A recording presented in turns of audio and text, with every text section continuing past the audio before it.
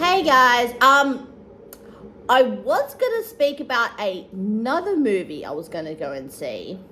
Then, right at the last minute, my Windy and I decided to change. What movie did we see instead?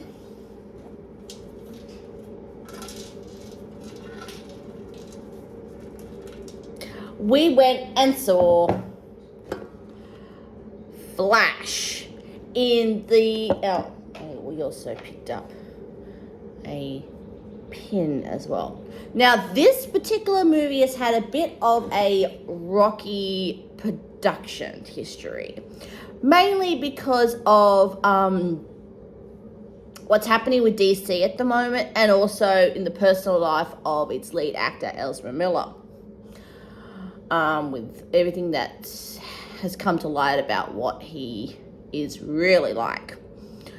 So that's probably why you haven't seen a lot of interviews by the lead actor, is because he pretty much has had a chokehold. But in saying all of that, the movie itself was well done and had a lot of this very much a lot of like good form of action, and this very much felt like episode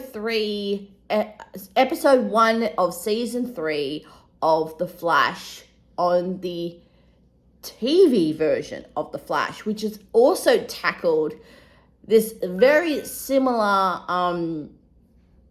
storyline of Flashpoint, which is what this movie is loosely based around, where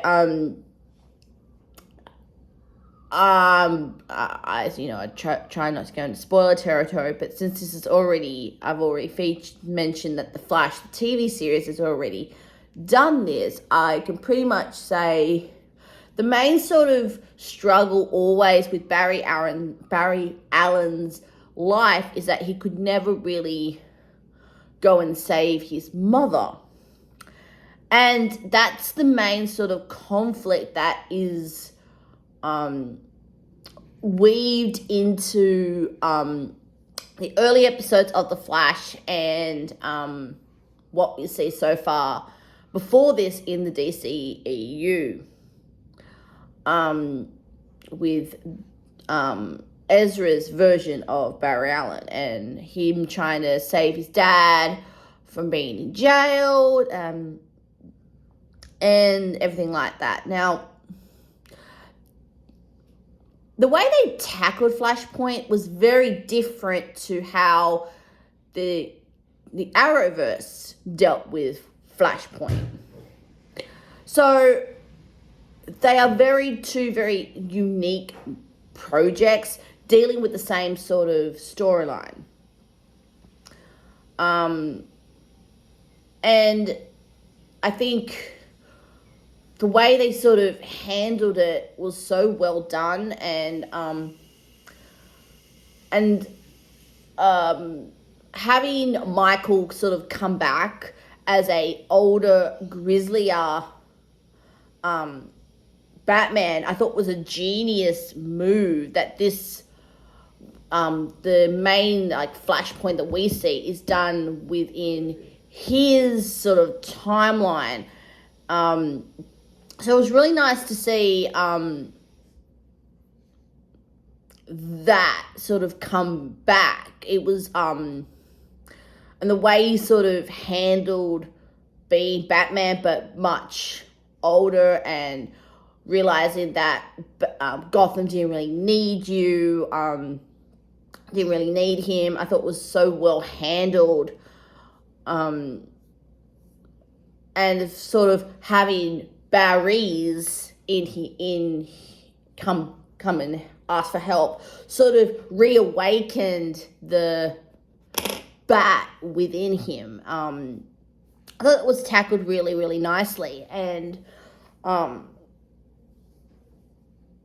the way that Ezra sort of balanced off each other, I thought was well handled as well.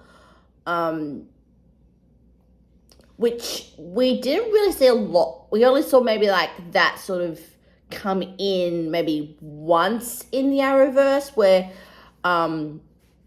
Earth Prime Barry Allen went to Earth 2 and got to meet Barry Allen, who was very much how we see how we sort of meet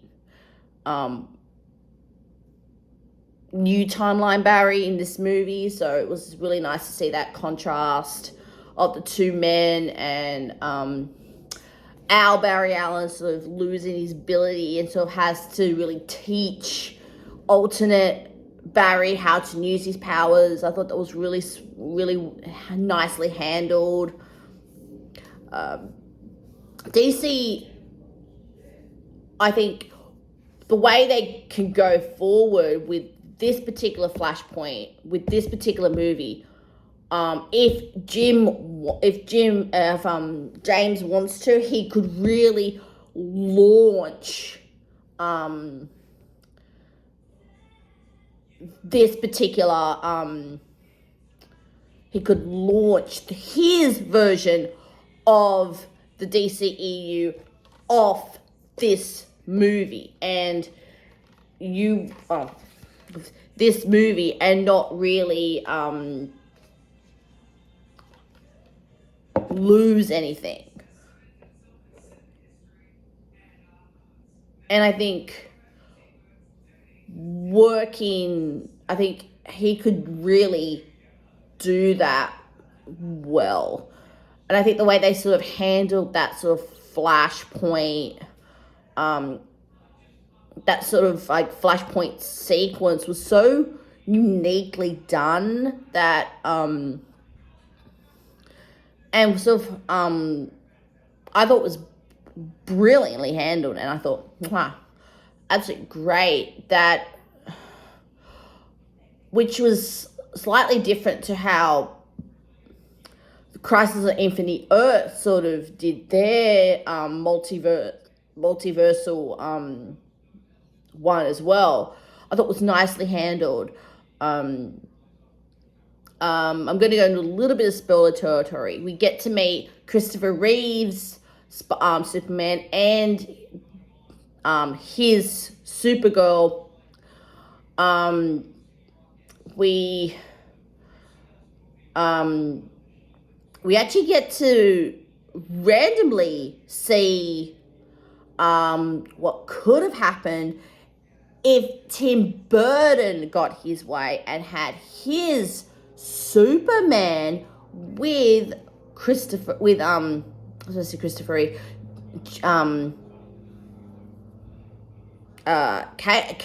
Nick Cage. I thought that was so meta that only people that have followed the DC or follow movies, or maybe even like DC history, would even know what that little cameo is. I thought was brilliant. A lot of fans have noticed that Grant didn't turn up, which I thought was really, which I thought it would have been nice, because in his Crisis of Infinite Earth, Ezra came to his on the show. Would have been nice to sort of return the favor and Grant make an appearance, but I don't know what his schedule with the Flash would have been. So I'm just saying it would have been nice for Grant to return the favor and turned up in this movie. And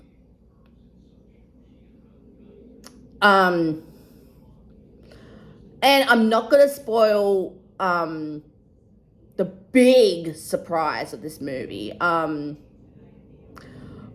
I thought, bloody oath, where do they pull this rabbit out of the hat? And it was nice to sort of see Aquaman.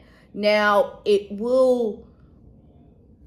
will see if the Aquaman and Blue Beetle, whether they were supposed to come out post or pre this movie.